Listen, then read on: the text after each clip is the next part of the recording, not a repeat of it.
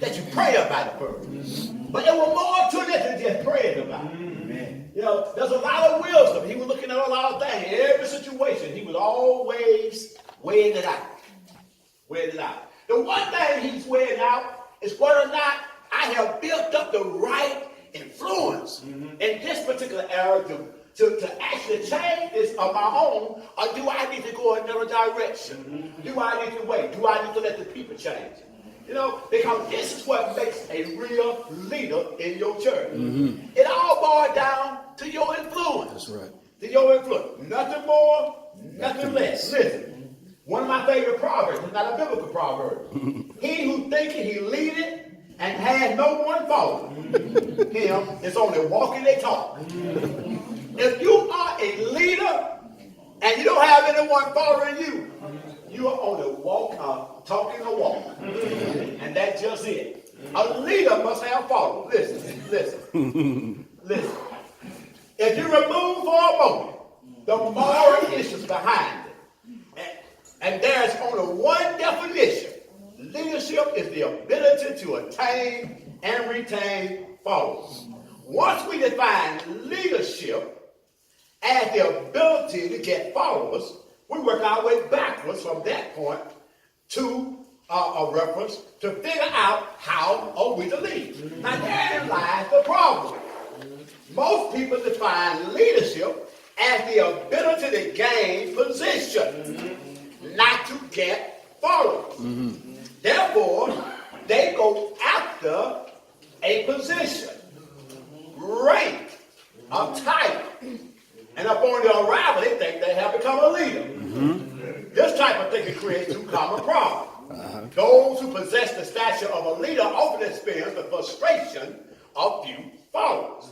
And those who lack the proper title may see themselves as leaders and therefore do not develop their leadership skill. May not see themselves as leaders and therefore do not develop their leadership skill. My goal in this leadership training is to help us to accept leadership as influence. That is the ability, listen, to get followers. Let us focus our attention on influence for a few minutes. Every person here today is both influencing and being influenced by others. That means all of us are leading in some areas while others are being led. No one can be excluded from being a leader or a follower. In any given situation with any given group, that is a permanent influence. This influence is a prominent leader. It's quite easy to discover. Just observe the people as they gather.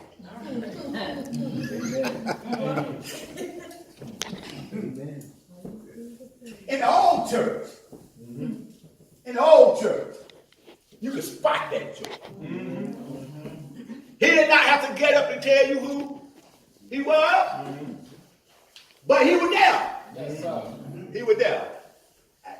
I have to use my own self as a frame of reference. First went to Mount Cleveland. I was pastor once again. I'm the pastor. You know, we have these meetings, 13 deacons. I get up. I'm the pastor.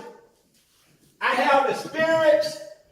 I have credentials and everything else to go along to make me a pastor. Right? But every time we got ready to make a decision, even the decision that I thought that I would make, or I was influencing to make, I wasn't doing it. There was a cat in that church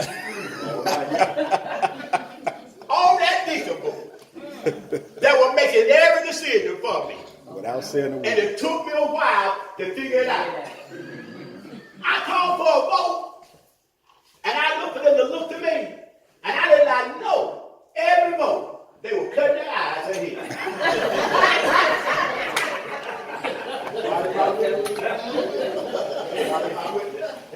And he was sitting there with his leg crossed, no keys hanging off his side. Never said a word. And he would nod, wink, or something. And that's how the vote went. He was leading that group of people But not only was he leading that group of people, he was leading a lot of them in the church. Yes, sir. And I did not know it for a while. He was in every church. He's in every church. Yes, sir. He's in every ministry. Yes, sir. Believe me, that person of influence. Not the one that has the position, but the person that has the influence. That's the one that's doing it. Yeah. Amen. Amen. I don't know if he's here today. Maybe some of you all are here because he winked. When Pastor Jacob Galloway told you all, I need you all at the leadership conference, and he was exercising his pastoral authority. He could have winked or shook his head, and everybody was watching him. And if he said yes, they said yes. Yeah, he's that person of influence. You can spot it anywhere. I promise you. I promise you. Now listen. The problem, he's easy to discover. Easy. If an issue is to be decided, who's the person whose opinion seems more valid? Take notice of it now. It doesn't matter what group it is. Right. Who is the person that others watch the most when they agree or disagree? And when I was writing this, man, I thought about it. These thoughts were coming to me. Man, I remember this, you know. He was there. Yes, sir. Yeah. Probably the reason why I'm still at Mount Cleveland now. Most importantly, who is the one the others follow? Answer to these questions will help you discern who is the real leader in a particular group. Because there's power in influence. Let's look at it. The most effective way to understand the power of influence is to think of the time when you have been touched by the influence of a person or an event. Think also the little things of people who influence you in a powerful way. Life consists of influencers who daily find us vulnerable to their impressions and therefore have helped to mold us into the persons we are. No one can understand that mysterious thing we call influence. Yet every one of us continually exerts influence. Listen, either to heal or to bless. That's the danger of influence. Amen. Yeah, some of you all may have influence, but you are influencing in the wrong way. Amen. Leading people in the wrong direction with your influence. And if you are a person of influence, and if you do recognize that you are the one that people are watching the most, or looking to the most, or listening to the most, you are the one that needs to be praying the most. Amen. You are the one that needs to be submitting yourself to God the most, because that's a heavy responsibility. Amen. To know that there are people that are watching you, there are people that are listening to you, that are molding, that are modeling themselves after you. That is a heavy responsibility. You do not want to lead people in the wrong direction. However, sometimes people of influence can cause the most problems in the church. That same guy that was winking and leading our deacons. Amen. I have more problems out of him than anyone. Amen. Amen. But what I didn't understand at the time was that in order for me to rise above him, my level of influence had to climb above him. Now listen, I could not, my level of influence could not rise above him by my position. All right. I got, you know, I need to really just fast forward at this time. And let me do that. Let me do that. Turn to the page that talks about level 1. These are the level of leadership. Amen. Level 1, positional. Positional. This is the basic entry level of leadership. The only influence you have is that which comes with a title. That's right. Leaders who stay at this level get into territorial rights, protocol, tradition, and organizational charge. These things are not negative unless they become the basis for authority and influence. but they are poor substitutes for leadership skill. A leader may be in control because he has been appointed to a position. Listen, in that position he may have authority, but real leadership is more than having authority.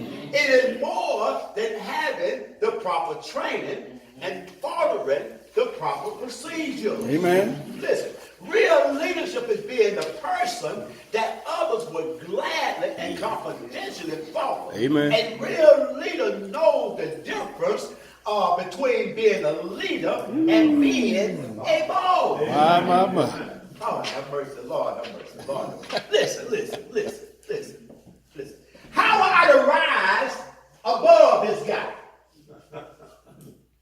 I could not do it with my education or my experience behind me. No.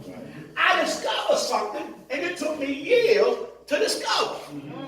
Was that if I was going to become the leader in that church that God wanted, that was going to be an effect that God, the leader that people wanted to follow, then my influence had to rise above him. Yes. Now, first of all, I had to understand that the last thing I needed to do was to do something to kill that influence in the first place. Amen. I read something one day in the Bible that piqued my attention and caused me to investigate it because I didn't understand. Jesus said when he was teaching on the Sermon on the Mount, he said, you are talking to his disciples. Now he's talking to the church. These are the future leaders. These are the future pastors of the church. He said, you are the salt of the earth. Salt. Yes, sir. Right? I said, okay. I discovered a lot of things about salt. I went to research that. And I learned that salt preserves, that salt do this, and salt does that. You know, it stopped petrification. You know, things would not get rotten and all of that. That was good. But man, as I began to dig deeper and minister to by the Holy Spirit, I began to understand that salt is my influence. Yes, sir. Yes, sir. That's when I got to the next part to say, when salt has lost its savor. Well, who cares about salt? God, Jesus was speaking with a purpose. Yes, sir. You see, Jesus had a knack, he had a notion, he had a skill for taking common things to explain the profound. Yeah. And that's exactly what he was doing. Yeah. He was making a profound statement using a common thing. And he said that when that salt has lost its savior, he said it's good for Nothing. but to be thrown out. And then the next statement really gave me pause. Yes, sir. Because he said, trample down under the foot of me. I had to go back and say, Lord, what are you talking about? He said unto you, he said unto me and every leader in here, number one, in order for you to have influence, you know, it takes time. It takes love. Yeah. It takes caring. You get me here?